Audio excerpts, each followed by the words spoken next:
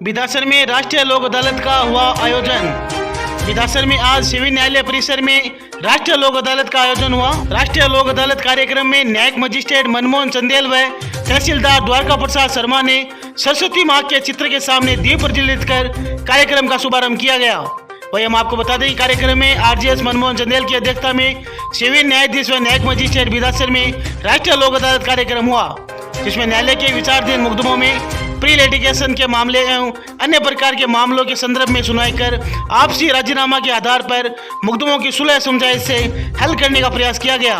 इसी दौरान कार्यक्रम में बिदासर उपखंड अधिकारी सयोराम वर्मा, तहसीलदार द्वारका प्रसाद शर्मा, नायब तहसीलदार सुभाष चंद्र सिंपा, बतौर रेवेन्यू अधिकारी सदस्य सहित पैनल अधिवक्ता सदस्य रमेश विशु के तथा सिविल न्यायालय परिसर के अनेक अधिवक्ताओं के द्वारा समझाइश के उपरांत न्यायालय में हाजा में अध्यक्ष मनमोहन चंदेल द्वारा समझाइश की गई। इसी अवसर पर युवा अधिवक्ता गण के द्वारा हेल्प डेस्क के माध्यम से अपना सहयोग किया गया। इसी राष्ट्रीय लोक अदालत के माध्यम से न्यायालय द्वारा नियमित मुकदमों में रेवेन्यू मामलों में प्रकरणों का निस्तारण व राजीनामा के आधार पर किया गया। इसी अवसर पर न्यायालय के अनेक कर्मचारी सहित अनेक अधिवक्ता गण उपस्थित रहे।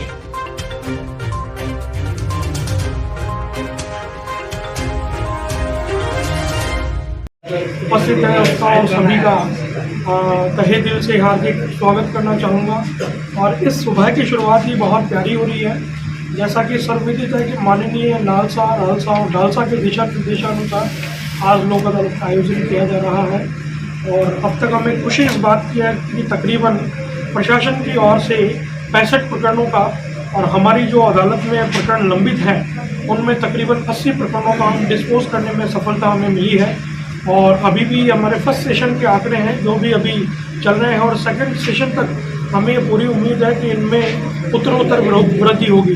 तो एसडीएम साहब के भी बहुत अच्छे इस बार प्रयास रहे हैं। बार एसोसिएशन बिदासर ने भी बहुत अच्छे एडवोकेट में प्रयास किए हैं। पुलिस प्रशासन द्वारा भी तामिलों में सक्रियता दिखाई गई है।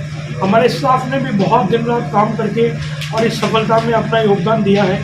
सो आमजन को मेरा यही मैसेज मैं देना चाहूँगा कि अधिकाधिक अपने प्रकरणों का निस्तारण लोक अदालत को मद्देनजर रखते हुए करवाएं, क्योंकि इसके अनेक फायदे हैं। इसमें किसी भी एक पक्ष की जीत नहीं होती, अपितु दोनों ही पक्षों की जीत होती है। सिविल न्यायालय परिसर में लोक अदालत का कार्यक्रम चल रहा है। कितने कुछ मामले आज निस्तारण किए जा रहे हैं लोक अदालत माध्यम से? लोक अदालत की भावना से ज़्यादा से ज़्यादा मामले का निस्तारण हो, ऐसा प्रयास हम पिछली लोक अदालत जो 12 मार्च को हुई है उसके बाद से ही कर रहे हैं। और ज़्यादा से ज़्यादा प्रकरण करने के लिए लोगों को मोटिवेट भी किया था। हमारे जो साथी वकील हैं, वकीलों ने भी बहुत प्रयास किया। तो ऐसी स्थिति में ज़्यादा तो हम नहीं कर पाए, लेकिन लगभग 180 से ऊपर प्रकरण हमने आज लोक अदालत में लेकर के निस्तारण किया है। और माननीय मुंशी मजिस्ट्रेट साहब की प्रेरणा से हम ज़्यादा से ज़्यादा लोगों को यही कहना चाहेंगे कि लोक अदालत की भावना से न्यायालय में आए और अपने राजीनामे से अपना जो प्रकरण है उसका निस्तारण करें। क्योंकि जैसे साहब ने बताया कि ऐसे हम निर्णय करते हैं तो किसी एक की जीत होती है, लेकिन लोक अदालत में जो निर्णय होता है उसमें दोनों ही पक्ष का जीत की हासिल करते हैं। बिदासर बार अभिभाषक संघ के अध्यक्ष बनने के बाद में पहली बार लोक अदालत का आयोजन हो रहा है। क्या कहना है लोक अदालत के बारे में? लोक अदालत आज एक त्यौहार के हिसाब से माना गया इस लोक अदालत को। इसमें जो भी निस्तारण किए जाते हैं, सबसे बड़ी ये है कि भी इसकी कोई अपील नहीं होती, दोनों पक्ष सहमत से ये राजीनामा करवाते हैं, इसलिए इसका अंतिम निर्णय होता है। दूसरा, बिदासर में न्यायालय स्थापित होने के पश्चात से 3 लोक अदालतें यहाँ लगी हैं। इस साल की ये दूसरी राष्ट्रीय लोक अदालत है और तीनों में श्रीमान न्यायाधीश महोदय ने बहुत ऐसा प्रयास किया जिसमें शायद चूरू जिले में भी इनका अच्छा परिणाम है। और हर आज जो न्यायार्थी है उनके भी एक बार इनके व्यवहार है थोड़ा ज़रूर लगता है कि भी साहब ने ये किया, लेकिन अंतिम जैसे इनकी निर्णय से सोचते हैं तो ये होता है कि वास्तव में उनको 5, 10, 15, 20 दिन में ही उनको न्याय मिल जाता है। और यदि ऐसा नहीं हो तो 2 साल, 4 साल, 5 साल, 10 साल भी ऐसे प्रकरण पड़े हैं यहाँ जो 10 सालों से पड़े हैं, उनमें तामीलें नहीं हो रही। श्रीमान जी ने रुचि लेके विशेष तौर से और इनमें तामीलें करवाई।